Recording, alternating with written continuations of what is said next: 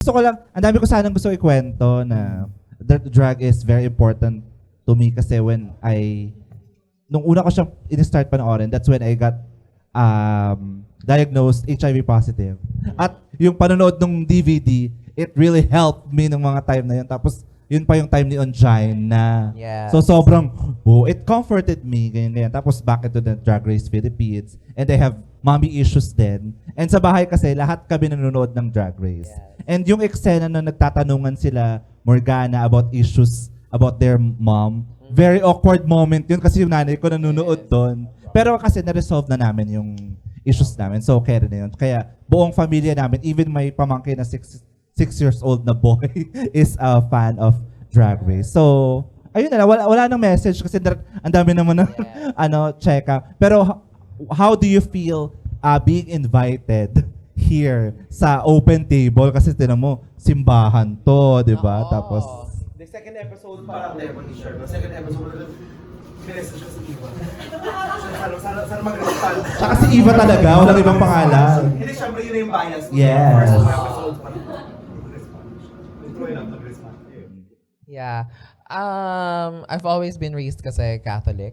Yung pinanganak ko sa Our Lady of Perpetual Help at nag-aral ako sa Our Lady of Perpetual Soccer College sa Marikina.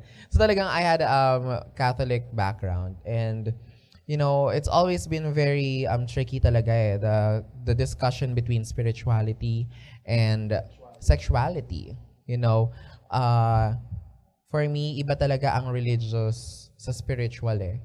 Religion is but what? A collective way of expressing faith. Spirituality still it's deeper in a sense that it's your connection with your creator. Whether it's Buddhism, whatever religion it is, your spirituality is not defined by your religious affiliation. Exactly. So I've always wanted to talk this na my relationship with God has always been there. Dati nga singles for Christ pa ako. And multiple times I've always been made to feel na talagang the church doesn't like you, especially when every Sunday kasi kami nagsisimba kami yung buong pamilya and every time you go there, sometimes there will be homilies that will really diss on members of the LGBTQ community, and then, but as you grow older, as you carry on with your life, you would realize that the essence of right or wrong is inexistent. You know, like this could look green to me, but for someone who is colorblind, it's not green. Does that make their truth any less true? What is true? What is right?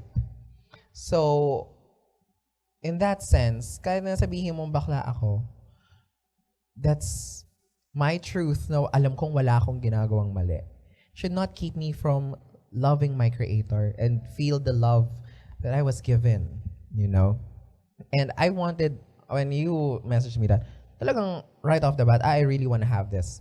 I really want to sit down and let people know that it's okay to have a relationship with your creator, talaga. We always wanted that conversation. God, Almighty Buddha, syempre pag Singapore kasi, yeah, it's a melting pot of so many cultures. yes. May mga, so many Hindu. religion. God with many names. Pero the message all throughout has always been consistent. You know, if you live life with your you receive the energy that you give out. Actually, I've learned this from my friends who are atheists. Because atheists doesn't mean that hindi nag-exist si God sa kanila eh. It's just that they choose not to participate in any specific religion. Exactly. But they understand their energies, their values.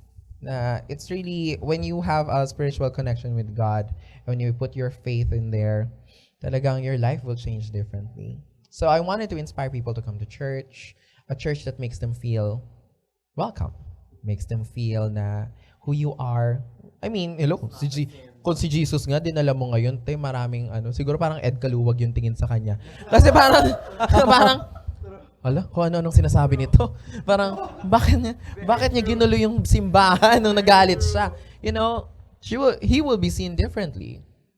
And, you know, I choose not to participate in that kind of energy, that kind of psychology when it comes to approaching your relationship with your creator. I know he is there. I know everything that unfolded for me everything that I have right now came from him. How far I go is also because of him. I live my purpose and intent with him. So I really wanted to be a part of that conversation. And I Amen. thank you.